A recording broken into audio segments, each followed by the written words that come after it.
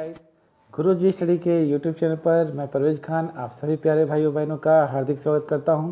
दोस्तों, आज हम आपके लिए लेकर आए हैं बाल मनोविज्ञान का चैप्टर 5 जिसका नाम है वातावरण एवं वंशानुक्रम का प्रभाव।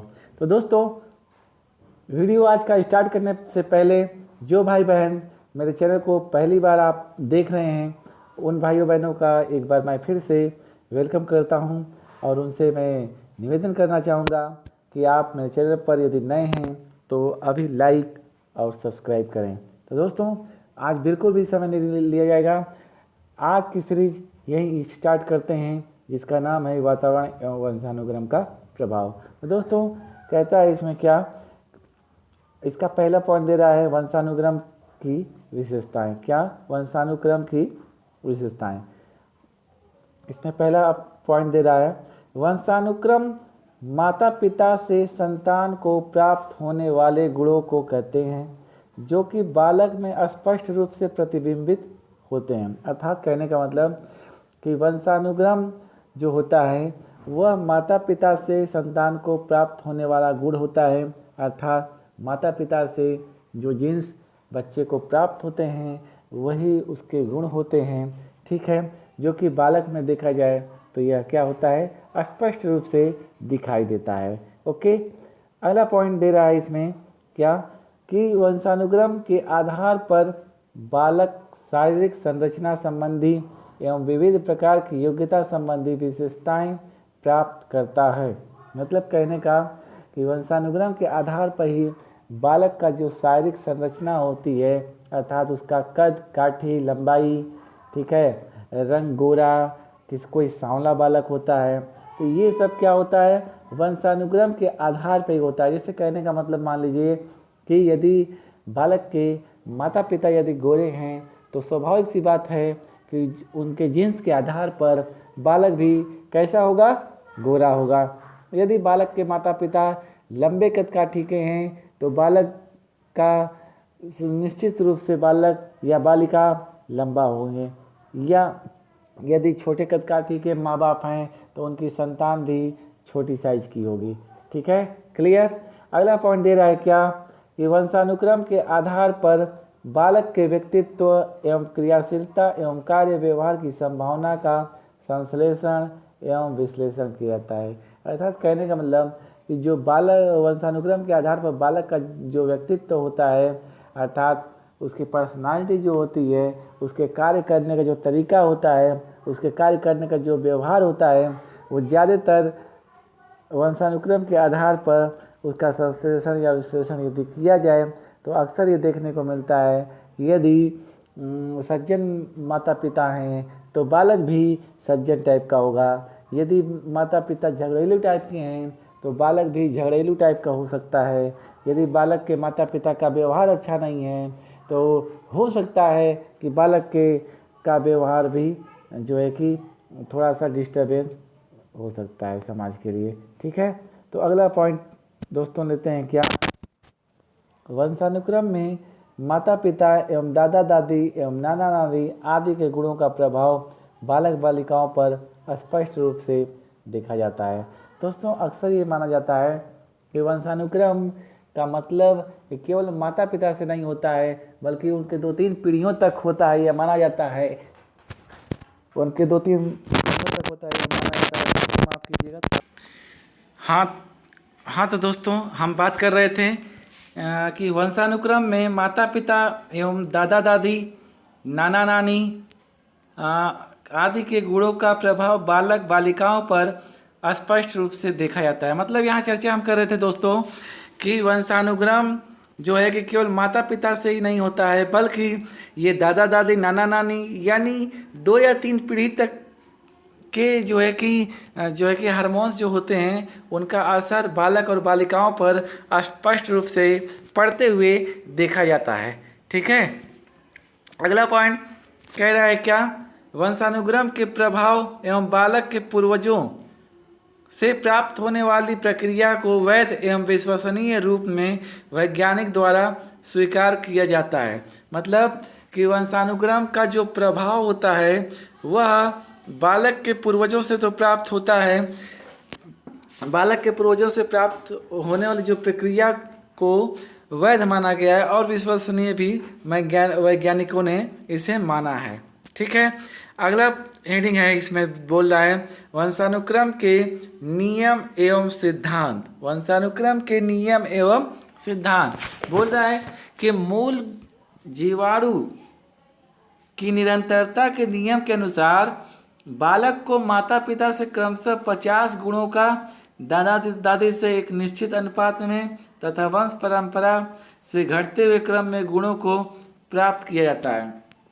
अर्थात कहने का मतलब कि जो बालक होगा, यदि बालक में जो है कि देखा जाए अगर 100% कोई गुण है तो वह माता पिता का 50% माना जाता है, 50 गुण होंगे। उसी प्रकार से यदि दादा दादी से देखा जाए तो वह कितना हो जाएगा, आपका 25 हो जाएगा। इसी प्रकार से और वंश परंपरा के आधार पर देखा जाए तो ये घटता जाता है दिन प्रतिदिन। ठीक है, यानी वंश परंपरा के अनुसार यदि देखा जाए तो जैसे जैसे बालक का वंश बढ़ता जाएगा वैसे वैसे ये गुण जो है कि घटते जाते हैं। ठीक है, गाल्टन ने इस नियम के माध्यम से मूल जीवाणु के निरंतरता के नियम का प्रमाणीकरण किया है। दोस्तों, गाल्टन जो हैं मनोवैज्ञानिक, उन्होंने मूल जीवाणु के निरंतरता का नियम दिया है और उसमें यह स्पष्ट कर दिया है कि जो है कि वंशानुक्रम का जो गुण होता है वह दिन स्टेप बाय स्टेप, यानी जो है कि पीढ़ी दर पीढ़ी यदि ये देखा जाए तो घटता ही जाता है। ठीक है, अगला बोल रहा है, इसमें पॉइंट कह रहा है क्या कि अर्जित गुणों के हस्तांतरण के नियम के समर्थक लैमार्क, पावलोव एवं मैकडूगल थे। मतलब कि जो बच्चों में अर्जित गुण जो जाते हैं अपने वंश परंपरा से वंशानुक्रम के आधार पर जो उनमें गुण जो है ट्रांसफ़र होते हैं, उसके समर्थक जो हैं लैमार्क हैं और पावलोव हैं आपके, और मैकडूगल हैं। ठीक है, तो दोस्तों ये नाम आप भूलिएगा नहीं, कौन कौन सा, लैमार्क, पावलोव और मैकडूगल। ठीक है, ये कहते हैं क्या, इनके अनुसार यह सिद्ध किया गया कि जिन गुणों को हम आवश्यकता के अनुरूप स्वीकार कर लेते हैं तथा निरंतर प्रयोग करते हैं तो वे गुण वंशानुक्रमीय रूप धारण कर लेते हैं। अर्थात कहने का मतलब कि जिन गुणों को हम आवश्यकता के अनुसार यदि स्वीकार करते हैं और अपने यूज में हमेशा उसको प्रयोग करते रहते हैं तो वे गुण जो होते हैं वंशानुक्रम हो जाते हैं। अर्थात वह गुण एक पीढ़ी से दूसरे पीढ़ी में ट्रांसफ़र या हस्तांतरित हो जाते हैं। जैसे ये कह रहे हैं क्या, चूहे द्वारा अंधकार के मार्ग के चयन में 23 पीढ़ियों के बाद त्रुटि कम करना तथा जिराफ की गर्दन का लंबा होना आवश्यकता के अनुरूप था। मतलब कि जो चूहे थे उनको जो है कि जो चूहे थे, कई चूहों को जो है कि स्किनर नहीं, सॉरी माफ़ कीजिएगा, चूहे जो थे उनको 23 पीढ़ियों तक देखा गया अंधकार के मार्ग में छोड़कर। तो चूहे ने क्या किया कि अंधकार में अपना रास्ता खोज निकाला। तो जब अगला पीढ़ी भी आया, यानी पीढ़ी दर पीढ़ी देखा गया, तो उनके बाद जो भी पीढ़ियाँ आई, यानी एक के बाद दूसरी तीसरी चौथी जो भी पीढ़ियाँ आई, तो उन चूहों में यही देखा गया कि वो चूहे भी अंधकार में जो है कि अपना मार्ग जो है कि चयन कर ले रहे हैं। इसी प्रकार से जिराफ को ऐसा कहा जाता है कि जिराफ की पहले गर्दन बकरी जैसे थी या घोड़े जैसी थी, छोटी थी, वह केवल थोड़ी सी ही ऊंची थी। लेकिन हुआ क्या कि जिराफ को कई पीढ़ियों तक गर्दन अपना ऊंचा कर के पत्तियों को खाना पड़ता था। और तो इस प्रकार देखा गया कि कई पीढ़ियों के बाद भी जो है कि हर पीढ़ी में हर जिराफ जो है कि अपनी गर्दन ऊंची कर के अपना खाना खाते गए, भोजन की तलाश करते गए। तो ये ऐसा हुआ कि वे अपने गर्दन की निरंतर प्रयोग करते गए। तो इस प्रकार से गर्दन एक दिन ऐसा हुआ, एक पीढ़ी ऐसी आई कि काफ़ी धीरे दिन प्रतिदिन थोड़ा थोड़ा बढ़ती गई। और आज देखने को ऐसा मिलता है कि हम देखते हैं कि जिराफ की गर्दन काफ़ी लंबी है। तो ये जो है कि जब हम कोई भी किसी एक अंग का पीढ़ी दर पीढ़ी यदि निरंतर प्रयोग करें तो उसका असर जो है कि जो है क्या होता है, वंशानुक्रम पर भी वह असर पड़ जाता है। अर्थात जब अगला पीढ़ी आएगी तो ऑटोमेटिक वो चीज़ काफ़ी सक्रिय हो जाएगा। ठीक है, अगला पॉइंट कह रहा है जिसे वंशानुक्रमी रूप से प्राप्त हो गया अतः अर्जित गुण वंशानुक्रम का धारण रूप कर लेते हैं, जो मैंने अभी आपको चर्चा किया और बताया। तीसरा पॉइंट कह रहा है प्रत्यागमन के नियम में यह सिद्ध किया जाता है कि जब गुणसूत्रों को सही रूप से मिश्रण होता है तो उत्पन्न होने वाली संतान माता पिता की विशेषताओं के अनुरूप होती हैं। जब गुण सूत्रों का मिश्रण अनुचित रूप में होता है तो विपरीत विशेषताओं वाली संतान उत्पन्न होती हैं। ठीक है, अर्थात कहने का मतलब कि प्रत्यागमन का नियम जो कहता है कि संतान जो होती है माता पिता की विशेषता के अनुरूप होती है, और जब उन गुणों का जो है कि अनुचित रूप में प्रयोग होता है तो संतान जो है कि विपरीत विशेषताओं वाली पैदा होती हैं, और जब उसका सही रूप से मिश्रण होता है तो संतान उनकी विशेषता के अनुरूप पैदा होती हैं। ठीक है, जागृत अगला बोल रहा है पॉइंट, जागृत गुणसूत्र अपनी अभिव्यक्ति करता है जबकि सुषुप्त गुणसूत्र अपनी अभिव्यक्ति नहीं कर पाता। वही बात कि जिराफ के गर्दन वाली ले लें कि इसमें क्या था, जिराफ अपनी प्रत्येक पीढ़ी की जिराफ गर्दन ऊंची कर कर के भोजन की तलाश करते गए, तो हुआ क्या कि जो गुणसूत्र जो एक्टिव रूप में थे वो अपना दिन प्रतिदिन गर्दन बढ़ती गई। ठीक है, एक दिन ऐसा है कि उसकी गर्दन काफ़ी लंबी हो गई। तो अर्थात कहने का मतलब दोस्तों ये है कि हम अपना इस समय जो भी अंग अपना ज़्यादा एक्टिव रखते हैं तो हमारे बच्चे भी, आने वाली संतान यदि उसी अंग का ज़्यादा प्रयोग करती है तो वो अंग जो है कि वंशानुक्रम का रूप धारण कर लेता है, और जिन अंगों का हम प्रयोग कम करते हैं तो वो जो है कि क्या होता है, निष्क्रिय हो जाता है। ठीक है, मुझे यकीन है कि आप लोग काफ़ी अच्छे से समझ पा रहे हैं। यदि आपको वीडियो अच्छा लग रहा है, समझ में आया, तो फिर प्लीज़ कमेंट में आप इसे करके बताएं और लाइक करें वीडियो को। दोस्तों अगली हेडिंग लेते हैं क्या, वंशानुक्रम संबंधी मेंडल का प्रयोग एवं निष्कर्ष। अर्थात मेंडल ने वंशानुक्रम पर क्या प्रयोग किया और अपना क्या निष्कर्ष दिया।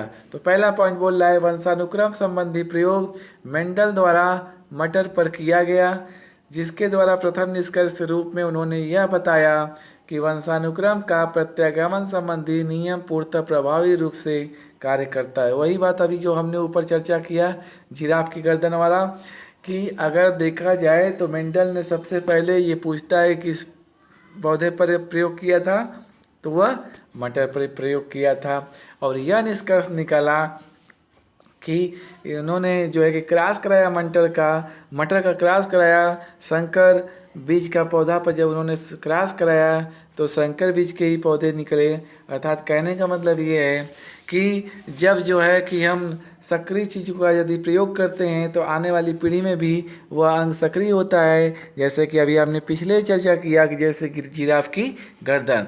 अगला पॉइंट बोल रहा है क्या, कि माता पिता की ओर से बालक में एक गुणसूत्र समावेशित होता है।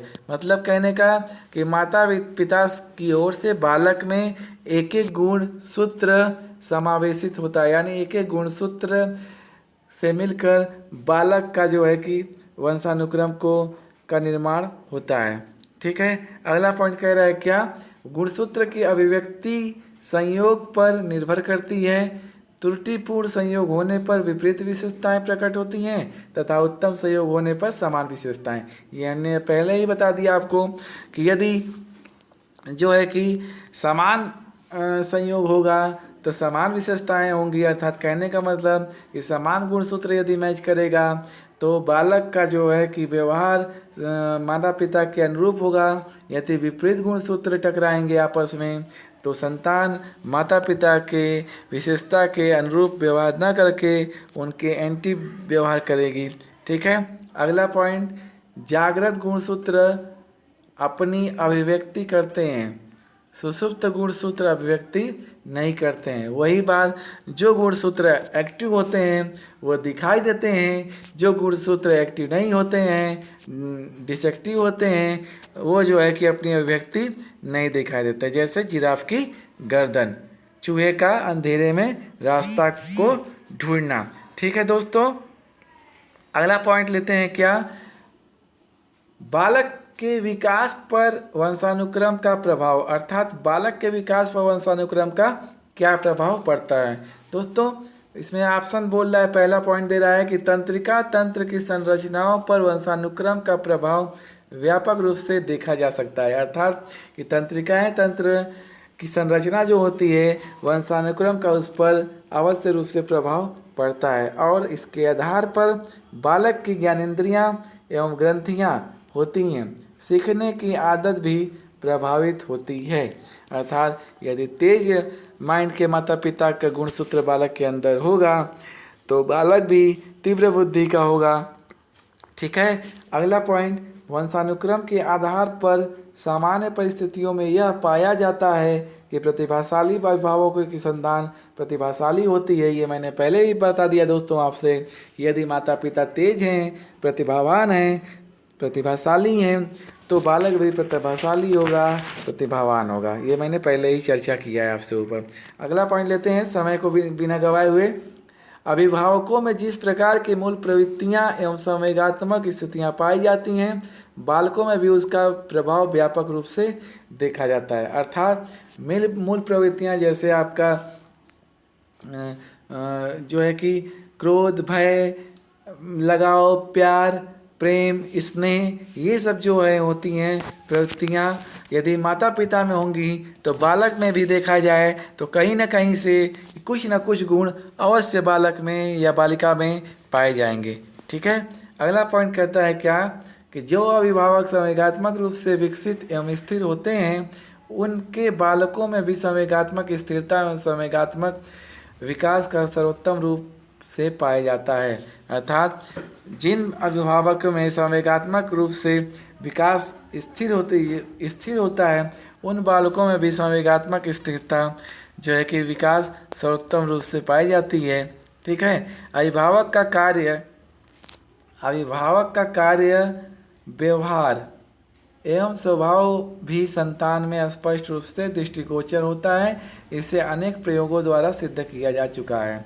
मतलब कि अभिभावक का जो कार्य करने का तरीका होता है, व्यवहार होता है या उसका स्वभाव होता है, तो बालक में भी कहीं ना कहीं अक्सर इसका जो है कि लक्षण देखने को मिलता है। और ये जो है कि अनेक प्रयोगों द्वारा सिद्ध किया जा चुका है, जैसे प्रत्यागमन का नियम द्वारा देखा जाए यह सिद्ध किया जा चुका है। ठीक है दोस्तों, मुझे उम्मीद है कि आप काफ़ी अच्छे से समझ रहे हैं। अगला पॉइंट कहता है क्या, शारीरिक गठन एवं विशेषताओं का प्रभाव भी बालकों में स्पष्ट रूप से देखा जाता है। जैसे भूरी आँख वाले अंग्रेज बालिकाओं की भूरी आँखें वंशानुक्रम के आधार पर होती है। मतलब कि यदि माता पिता, मैंने पहले ही बताया, चर्चा किया दोस्तों, कि यदि माता पिता गोरे प्रजाति के होंगे तो बालक भी गोरे होंगे। यदि माता पिता सांवले रंग के होंगे या सांवली प्रजाति के होंगे तो बालक भी उसके सांवली प्रजाति जैसे ही दिखेंगे आपको।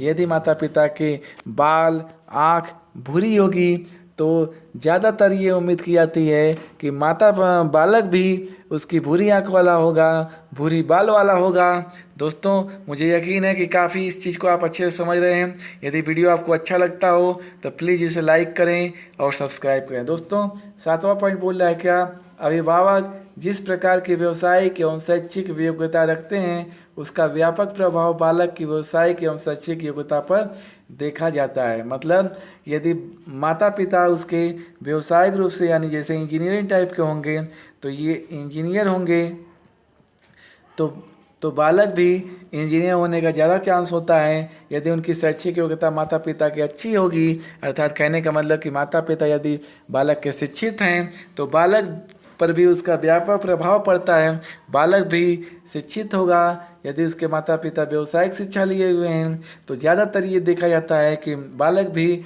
व्यावसायिक शिक्षा ही लेगा। ठीक है, ये आप दोस्तों चेक कर लीजिएगा कहीं भी। यदि बालक के माता पिता डॉक्टर हैं तो बालक भी डॉक्टर ही बनना चाहेगा। ये ज़्यादातर लक्षण देखने को मिलता है। ये क्यों होता है? वंशानुक्रम के आधार पे होता है।